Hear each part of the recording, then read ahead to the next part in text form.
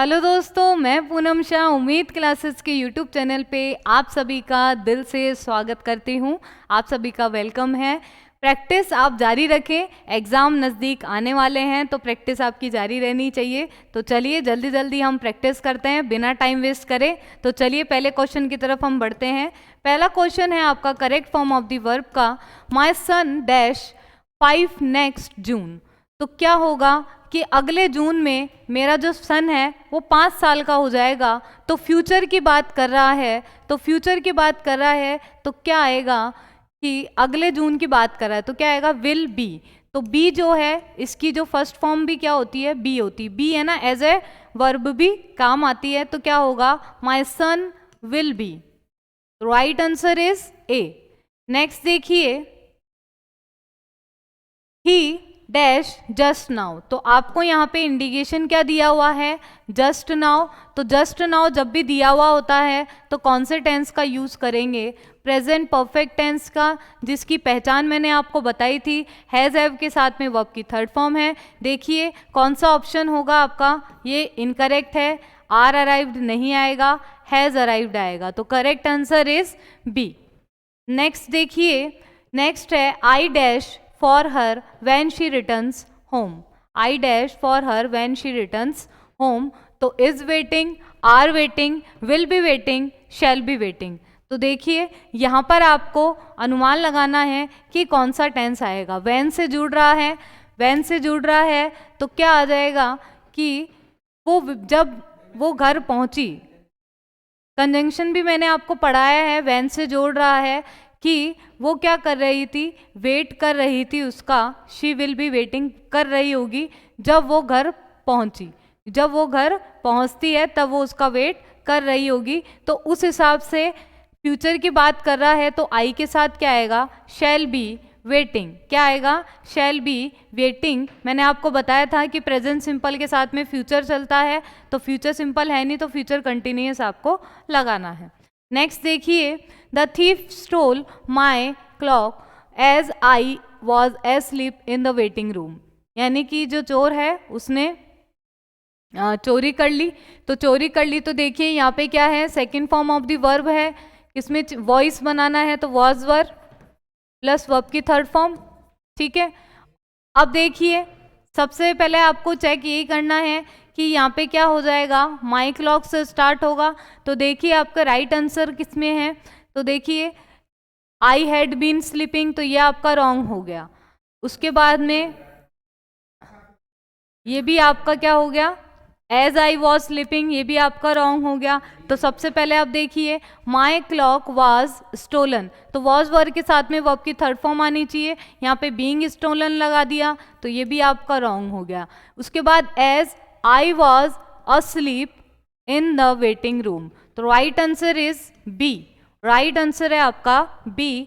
Next देखिए, did you remember that person, तो क्या आंसर होगा, तो डिड यू रिमेंबर, तो ये पास्ट सिंपल है तो आपकी वर्ब कौन सी आएगी, वर्ब आएगी was verb plus subject plus verb की थर्ड फॉर्म, यानी कि वो ऑब्जेक्ट के रूप में जो है।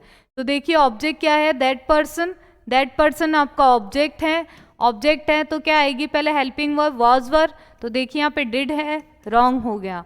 हैज है, ये भी रॉन्ग हो गया। इज है, ये भी आपका रॉन्ग हो गया। तो right answer is B, was that person remember third form by you, जो सब्जेक्ट है वो आ गया। तो right answer is B. Next देखिए, can you see the sun in the sky, तो देखिए कैन से स्टार्ट हो रहा है, स्ट्रक्चर आपको चेंज नहीं करना। तो यू सी द सन, तो सन क्या है, ऑब्जेक्ट, तो क्या आ जाएगा, कैन द सन। अब कैन है मॉडल प्लस वर्ब की फर्स्ट फॉर्म आपको दी हुई है, तो पैसिव वॉइस कैसे बनाएंगे, modal plus be plus verb की थर्ड फॉर्म। तो देखो कैन द सन, सन के बाद में बी ई आना चाहिए। देखो इन द स्काई ले लिया इसने, in the sky be seen by you, the sun be seen by you. ठीक है, इन द स्काई इसमें है ही नहीं तो ये आपका रॉन्ग हो गया। यहाँ पे मून कहाँ से आ गया, सन की बात कर रहे हैं तो ये भी आपका रॉन्ग हो गया। यहाँ पे भी इन्होंने मून लिख दिया, ये भी रॉन्ग हो गया। तो right answer is A, can the sun in the sky be seen by you. तो right answer is A. Next देखिए, what a terrible storm it is. देखिए ये जो क्वेश्चंस है वेरी वेरी इंपॉर्टेंट है, ऐसे ही टाइप के क्वेश्चन आपसे पूछे जाते हैं, तो आप इन्हें लिख के भी रखिए। तो देखिए जब भी एक्सक्लेमेटरी टाइप के आते हैं तो स्टार्ट कैसे होता है, ही एक्सक्लेम दैट, तो क्या आ जाएगा, ही सेड की जगह क्या हो जाएगा, एक्सक्लेम्ड दैट।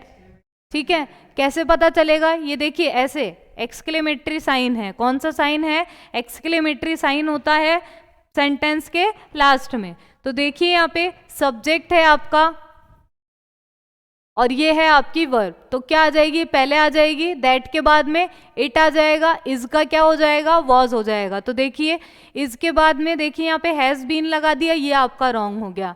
यहाँ पे विल बी लगा दिया, ये भी आपका रॉन्ग हो गया। यहाँ पे इट इज का इजी रहने दिया, ये भी आपका रॉन्ग हो गया। क्या आएगा, it was a terrible storm, जो वाज लगा है बिल्कुल करेक्ट है, तो ए आंसर है आपका इसका। नेक्स्ट देखिए, he asked me why I was late, तो नरेशन है, तो आपको ये किस में दिया हुआ है, इनडायरेक्ट में दिया हुआ है। इनडायरेक्ट को किस में बदलना है, डायरेक्ट स्पीच में बदलना है। इनडायरेक्ट को किस में बदलना है, डायरेक्ट स्पीच में बदलना है। तो आई वॉज लेट का क्या हो जाएगा, तो इज एम आर को किस में बदलते थे, इज एम आर को किस में बदलते थे, वॉज वर्ब में। तो वॉज वर्ब आ रहा है तो इज एम आर देखिए किस में आ रहा है, तो देखिए यहाँ पे तो वॉज आ रहा है, तो ये तो सीधा ही आपका क्लोज हो गया। उसके बाद में डब्ल्यू एच वर्ड से स्टार्ट होगा, तो आस्क्ड मी यहाँ तक तो देखो सेम है, वाई भी सब में सेम है। उसके बाद में वाई के बाद में हेल्पिंग वर्ब आनी चाहिए जब हम डायरेक्ट स्पीच बना रहे हैं। तो देखिए यहाँ पे सब्जेक्ट है, तो ये आपका रॉन्ग हो गया। उसके बाद में क्या आ जाएगा, यहाँ पे जो आई है, ये प्रोनाउन भी तो चेंज हुआ होगा ना। ये प्रोनाउन कैसे चेंज हुआ, ये आई क्यों आया, ऑब्जेक्ट के अकॉर्डिंग, यानी कि यहाँ पे सेकंड पर्सन था। सेकंड पर्सन मैंने आपको बताया है कि एक ही होता है यू, तो देखिए यहाँ पे आई है, इस वजह से ये भी आपका रॉन्ग हो गया। Right answer is A. He asked me why are you late. Next है, my wife wants to go dash cinema every Sunday. तो देखिए आर्टिकल्स आपको पूछा है इसमें, तो आर्टिकल आपको बोल रहा है कि वो कहाँ पे जाती है, सिनेमा जाती है, तो पर्टिकुलर सिनेमा है जहाँ पे वो हर संडे जाती है, तो क्या आ जाएगा इसमें आंसर आपका बी आ जाएगा।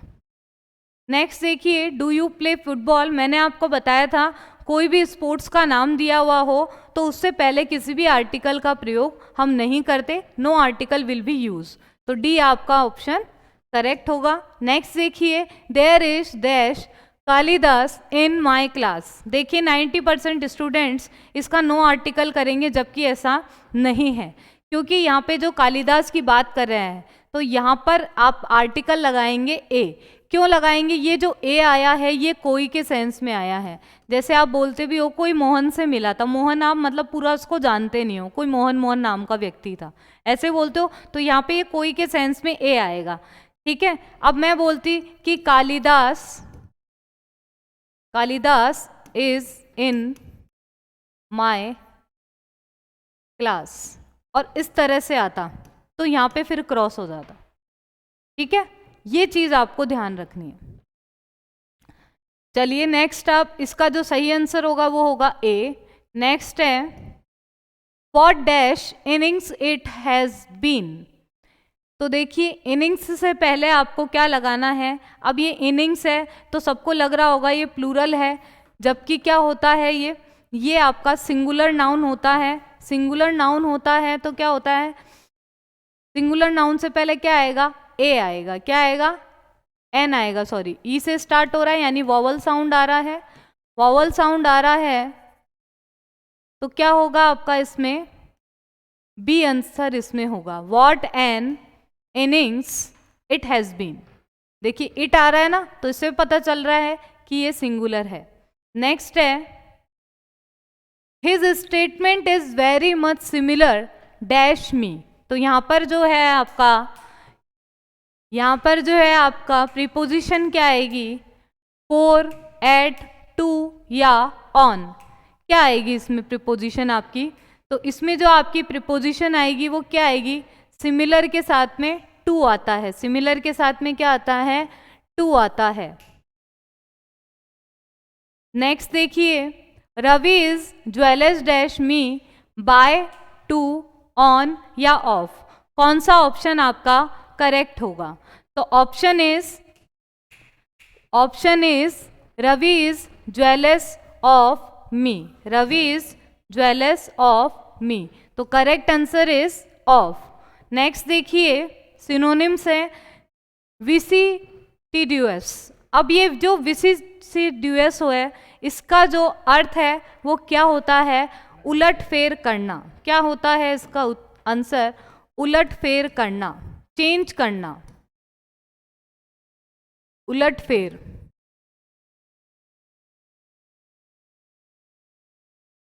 तो क्या होगा? ऑल्टरेशन, ट्रांसफॉर्मेशन,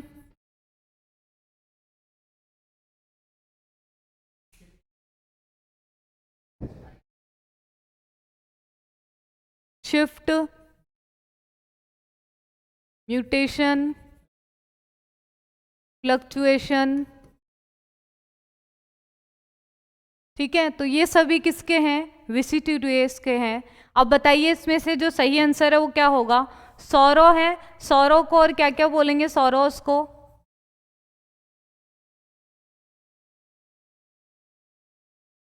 सफर्स, मॉर्न्स, शोक के लिए। ठीक है, सॉब्स। ठीक है, ये सभी चीजें। मिसफॉर्चून का मतलब होता है दुर्भाग्य। ठीक है, तो इसके लिए हार्डशिप, डिजास्टर, दुर्घटना जो हो जाती है, डिजास्टर, एडवर्सिटी। ठीक है, इसके बाद में जो राइट आंसर है इसमें वो क्या होगा? सी होगा, चेंजेस। ठीक है, अब देखिए नेक्स्ट का, सरप्राइजेस को क्या बोलते हैं? एस्टोनिश्ड,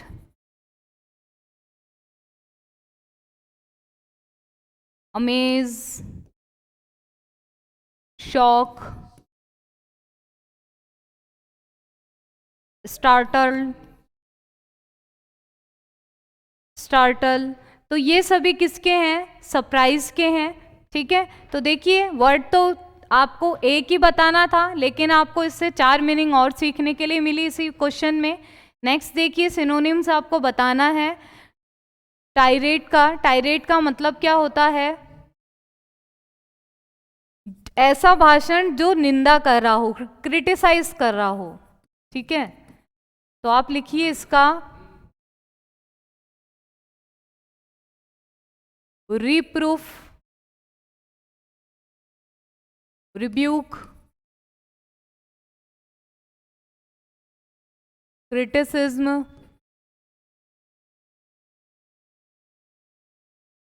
सरमन,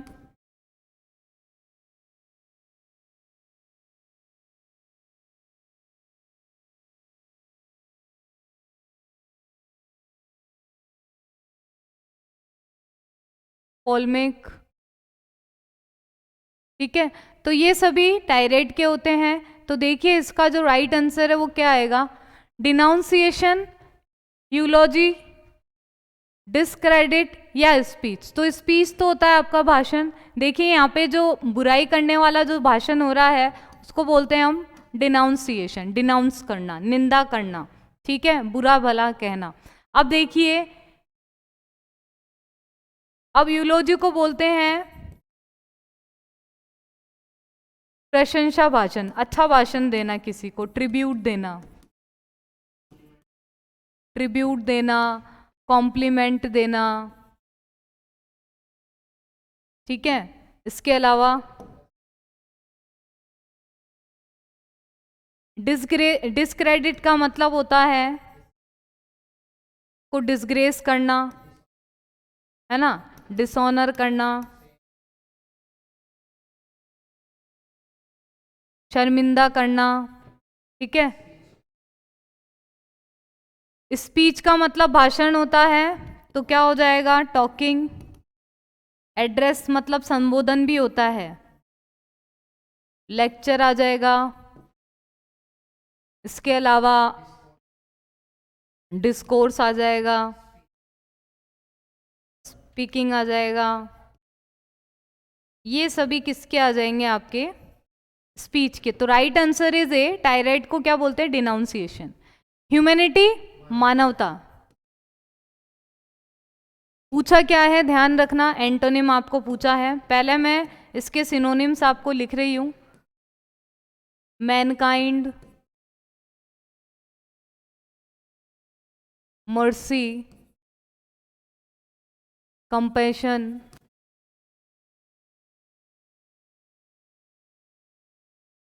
ठीक है, ह्यूमननेस। तो ये सभी क्या है? ह्यूमैनिटी के आपके सिनोनिम्स हैं। अब आपको बताना क्या है? एंटोनिम बताना है, ये आपको ध्यान रखना है। तो ह्यूमन तो आएगा ही नहीं, ह्यूमन तो मानव है। फ्रेंडली का मतलब क्या होता है? फ्रेंडली का मतलब होता है मिलनसार। ब्रूटलिटी का मतलब होता है जो निर्दयी होता है। क्या होता है? निर्दयी होता है, ठीक है। तो ब्रूटलिटी, निर्दयता, ठीक है। अब इसको और क्या क्या बोलते हैं देखिए, क्रूअल्टी, एट्रोसिटी, हार्शनेस, ठीक है। तो ये सभी किसके हैं? ब्रूटैलिटी के ही क्या है? सिनोनिम्स है। बाकियों के देखिए एंटोनिम मैं आपको बता देती हूँ इसमें। हॉटी का एंटोनिम आप लिखिए। हॉटी मतलब होते हैं जो घमंडी होते हैं, ठीक है। तो इसका लिखिए आप, एंटोनिम लिखना है मॉडेस्ट, शाय, मीक, जो विनम्र होते हैं, ठीक है। बहुत है इतना ही। नेक्स्ट देखिए, अब एंटोनिम आपको पूछा है एक्विट का। एक्विट का मतलब होता है दोष मुक्त। अब देखिए इसको और क्या क्या बोलेंगे। Absolve, clear, discharge, discharge, free, let go, ठीक है। अब देखिए इसमें से कौन सा है जो इसका एंटोनिम है। मिल्ड का मतलब क्या होता है? मिल्ड का जो होगा आपका, मिल्ड का मतलब होता है जो विनम्र होता है। तो उसका एंटोनिम आपको लिखना है, तो क्या हो जाएगा? क्रूअल, ठीक है। इसके अलावा स्मार्ट है तो क्या हो जाएगा? बेवकूफ, यानी स्टूपिड। एंटोनिम क्या हो जाएगा? स्टूपिड। उसके बाद में कंडेम का मतलब क्या होता है? कंडेम का मतलब होता है कन्विक्ट करना, ठीक है, यानी दोष सिद्ध करना या सेंटेंस, दोष सिद्ध, ठीक है। तो right answer is C. Antonym क्या होगा एक्विट का? कंडेम। इसके बाद में डिस्पेयर का क्या हो जाएगा? डिस्पेयर होता है जो निराश होता है। इसका एंटोनिम क्या हो जाएगा? एंटोनिम लिखिए इसका, होपफुल, ठीक है। तो ये इसका एंटोनिम हो जाएगा। देखिए बाकियों के मैंने एंटोनिम के आगे एंटोनिम लिखा है, बाकी के मैंने जो आंसर है उनके मैंने सिनोनिम्स लिखे हैं। वन वर्ड सब्स्टिट्यूशन है, story with in a story, यानी स्टोरी के अंदर भी स्टोरी, उसे हम क्या कहेंगे? तो सबसे पहले तो देखिए पैरेबल को हम क्या कहते हैं? अ शॉर्ट स्टोरी, या फिर ऐसे लिख लो, a story that teaches a lesson, यानी कि जो नीति कथा जिसे कहते हैं हम, ठीक है, जो हमें जो सबक सिखाती है, जैसे हम पहले पढ़ते भी थे, है ना, ग्रीडी डॉग वगैरह। तो ये सभी क्या, टिट फॉर टैट भी हमने पढ़ा था। तो ये सभी चीजें, तो पैरेबल।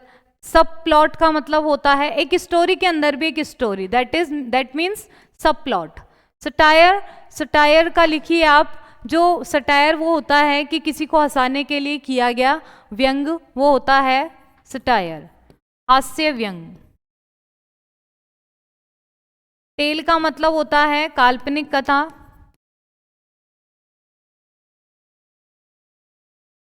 तो आंसर इज बी, सब प्लॉट। नेक्स्ट है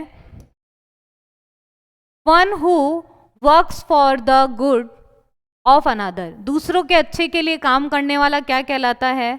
एथिस्ट, ऑल्ट्रिस्ट, अपोलॉजिस्ट या एनार्चिस्ट। तो देखिए एथिस्ट होता है जो नास्तिक होता है, जो भगवान के एग्जिस्टेंस में बिलीव नहीं करता है। Who does not believe in existence of God. ठीक है। ऑल्ट्रिस्ट वो होता है जो हमेशा दूसरों का अच्छा काम करता है। तो right answer is B, right answer है आपका बी। अपोलॉजिस्ट कौन होता है? A person who offers an argument in defence of, in defence, आप इतना ही सुन लो, इन डिफेंस यानी अपने डिफेंस में कोई वो आर्ग्यूमेंट करता है, दैट इज कॉल्ड अपोलॉजिस्ट। उसके बाद में यानी कि वो अपने आप को एक्सप्लेन कर रहा है, कोई भी चीज उसके बारे में विवादित हुई है वो बोल रहा है कि नहीं ऐसा नहीं है, ऐसा है। एनार्चिस्ट का मतलब होता है, लिखिए इसका भी, अ person who rebels against any authority। एनार्चिस्ट होता है अराजकतावादी, अराजकतावादी उसको बोलते हैं हम एनार्चिस्ट। तो राइट आंसर इज बी। तो दोस्तों ये था अपना मॉक टेस्ट। आप जितनी ज़्यादा इसकी प्रैक्टिस करोगे उतनी ही तैयारी आपकी मजबूती से होएगी। तो दोस्तों मिलते हैं अगली क्लास में नए क्वेश्चंस के साथ में, नए टॉपिक्स के साथ में। तो आप बने रहिए हमारे साथ में, लाइक शेयर और सब्सक्राइब करें। सब्सक्राइब करने के बाद बेल आइकन पे आप ज़रूर क्लिक करें ताकि आपको हमारे वीडियोस के जो लेटेस्ट अपडेट्स हैं वो आपको मिलते रहें। बेल आइकन पे जाके ऑल पे क्लिक जरूर करें ताकि आपको सभी वीडियोज़ आपको पता चल सके कि कौन सा वीडियो अब आने वाला है, कब मैम लाइव आने वाली है, कब आपका कौन सी इंफॉर्मेशन आप तक पहुंच जाएगी जब आप सब्सक्राइब करेंगे। Thank you so much.